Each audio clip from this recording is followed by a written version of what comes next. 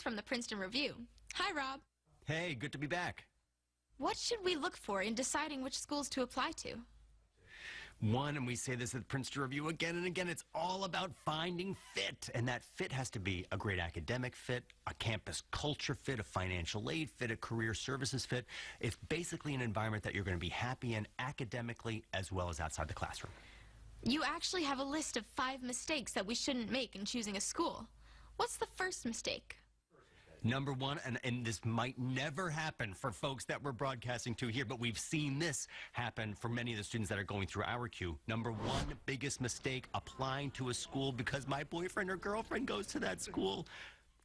There's the old saying, birds of a feather flock together, but you advise that would be a mistake.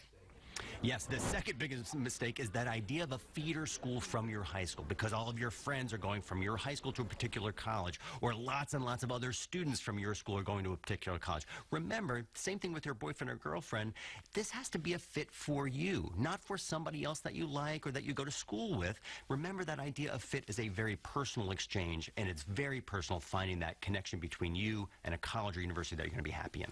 What about name recognition? Aren't the best-known schools also the best schools? It is a question that comes up again and again, but here's the thing that we tell our students.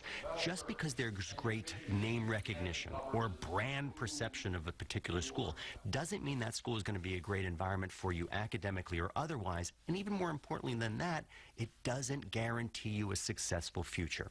The stuff that you all are doing right now, which is in the trenches, doing your research on colleges, visiting schools, asking those questions around fit, are exactly what you should be doing to avoid those common mistakes of saying just because a school has a good brand means I'm going to be a great fit there. What's the fourth mistake students might make? The fourth mistake is applying to a school only because it's easy to get into.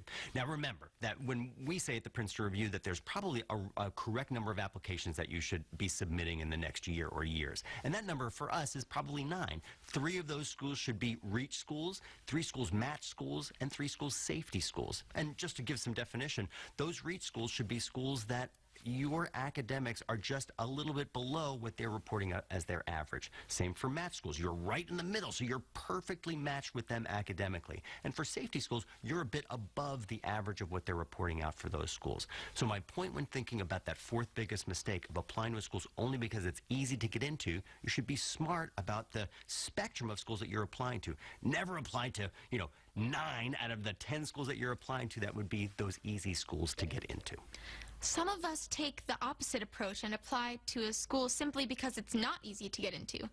But that's your 5th mistake, isn't it? It is the 5th mistake. You're right. Applying to a school simply because it's hard to get into. And the same logic applies with easy schools. You want to make sure that you have that great cross-section of different applications, 9 being a good working number of that, 3 match, 3 reach, and 3 safety schools. So that same logic applies for harder schools to get into.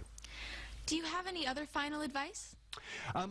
Just to understand that there are, again, 2,600 schools out there, and those are 4-year colleges in the U.S. alone. Lots more if we're thinking of going that community college route as well.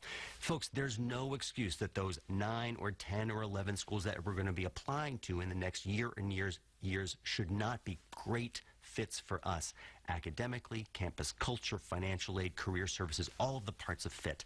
They're out there, and you're in the process of researching them so you can find them. Got it. Thanks for talking with us, Rob. Good to be here. Thanks again. Even if you follow